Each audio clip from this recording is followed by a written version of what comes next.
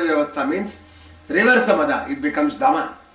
So Dhamma means preserving the Venus, preserving the Shukra, preserving the Virya, that is the wealth of the man.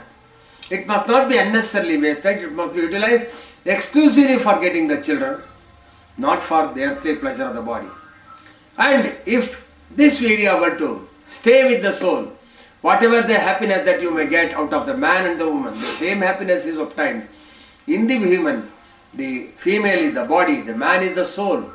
As such, their interunion also gives the same type of happiness or much more happiness than this.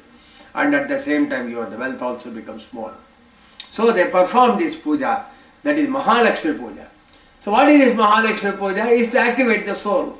What the soul needs? He needs matter, he needs light. As we are all aware that light is a wave and a particle. The wave is represented by Ra, the particle is represented by Va. As such, since you are generating the particle of matter and the light, that festival is called as Varamahalakshmi. Varamahalakshmi means converting the Virya or the Retas into the particle of light. Awakening the Kundalini is what is called as Varamahalakshmi, for which you are making a process what is called as Shravana Masa. So Shravana Masa is basically to process the physical body which is in the solid form. Then we have got the fluid form. So Shravana is the fluid form. What happens? There is the fluid means the rain. The rain is always accompanied with the light. Bhadra means Ba means moon, Dra means Drava. The rain comes on account of the moon, as we are all aware. The rainfall comes on account of the action of the moon.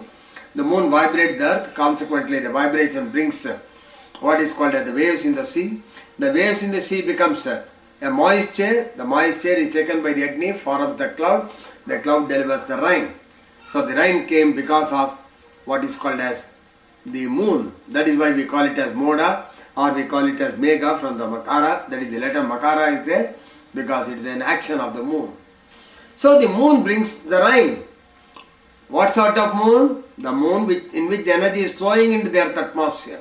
The energy of the moon is what is called as Pa. When it is flowing, it is called as Ba.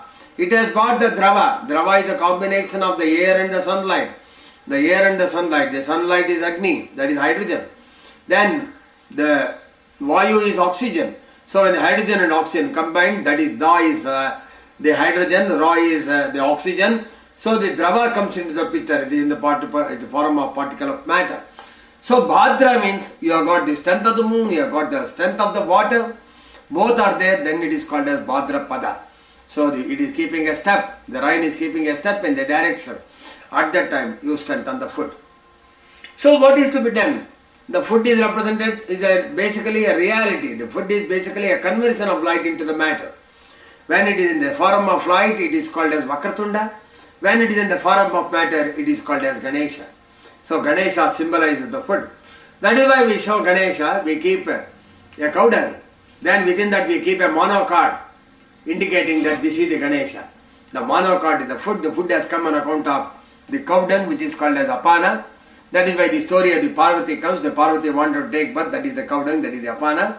Then out of that the Ganesha is formed, that is the food has been formed. So in the Bhadrapada Masa, we do what is called as a Ganayagna. Now it has become a Ganesha Puja. But actually what we have to do is the Ganesha Puja. Ganesha has come only to strengthen up the earth. The earth is called Prithvi. The Prithvi is called Gau. Gau is the Prithvi. The Narta says, strengthening the earthly matter is Gau. Raising the strength of the matter is Gau. It is always strengthened by the ray of light when it penetrates inside. So when the strength of the matter lies, when the strength of the matter is rise and the ray of light goes inside, the water is formed. It is called Gauri. So first we will have Gauri Puja, that is the water. Then the food comes into the picture. Then we have got a festival called as Gauri Ganesha. Gauri Ganesha symbolizes that we have to do the Ganayagna to bring more and more rain into the earth atmosphere. That is why this Bhadrapada Masa, it has got the various festivals also. The Shravana Masa is called as Krishna Janmashtami also. Many people that Krishna has taken birth. No. Krishna means the mind. When the mind is with when it integrated with intellect, moves toward the sun, such a mind is what is called as Krishna. Shravana Masa is basically a preparation for the physical body to take birth in the soul. Bhuhu, Bhuvaha, Suvaha, Mahaha, Janaha. If that is the case, the Krishna Janmashtami is Krishna is within the human body. There is nothing outside in this world. Whatever you want to say, whether Rama, Krishna, Shiva, Everything is inside. That is the Advaita principle. Nothing is outside. If you feel that something is outside, think that it is an illusion. Your ignorance. Because man is a miniature Brahmanda. Whatever that is there in the Brahmanda, it is there. If the God is there, the God is also with us. If the Paramatma is there, the Paramatma is also with us. Consequently, in the Shravana Masa, we commence the penance. The day of commencing the tapas is what is called as Krishna Janmashtami. So in the Krishna Janmashtami, what happens is, the entire physical body has to integrate itself on the Ashtami day. It means that man can move in 8 directions. All the 8 directions he has to travel within himself, get into the mind, and from the mind has to get inside. That is called as Janana. So the Krishna has to take birth. It means that the entire physical body is with the mind is with the intellect. That particular state of body is what is called as Krishna Janmashtami. The Krishna has come only to kill the Kamsa. The man operates with the Indriyas called as Ka, the Savitru called as, the soul called as Sa. The Indriya is the earth, the soul is the sun, separated by the Antariksha, that is the space. So the man operating with the Indriyas and the soul is called as Kamsa. So this Kamsa is to be killed. So if Kamsa is to be killed, who can kill? The strength of the man is in the Indriyas called as Ka. The man is composed of Panchabhuta called as Deva. As such, the man, the Krishna has to take birth only with the Panchabhutas and the Indriya self, that is called as Devaki. So Devaki gives the birth for the Krishna. Who must give the birth? It must be with the help of the matter called as Vastu. The Savitru called as Su, that is called as Vasudeva. As such, you can see that Vasudeva also has got Deva, Devaki also has got Deva. It means using the Panchabhuta, what he has to do is the Krishna must gain the strength and take birth. That is why he says the Panchabhutas are called Panchapandavas in the Mahabharata. The Krishna is the mind linked with the Panchabhutas. Krishna has no business at all if there is no Panchabhuta. The Krishna's Astitva comes on account of Panchabhuta. That is by Bhagavad Gita, Krishna says Pandava Mama Pranaha. Pandava means the Panchabhutas are the Mama Pranaha. So the integration of the body and the mind on that particular day you have to achieve, that in the Krishna Janmashtami. As such, in the first month you are trying to integrate the physical body with the mind, that is called as the Krishna. This is what is called as Shravana Masa. Then we have got in the Bhadrapada Masa, that is you have to utilize the strength of the yajna. The Shrota yajnas are to be carried out.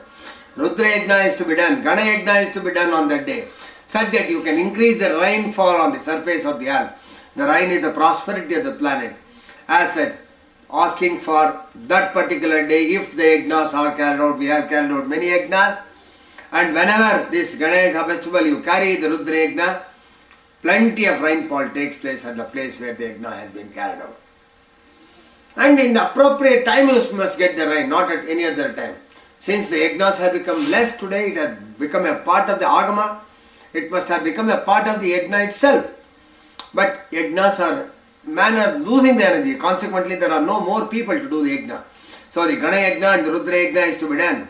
Not Rudra homa and Gana homa, not Rudrabhisheka and Ganavati puja.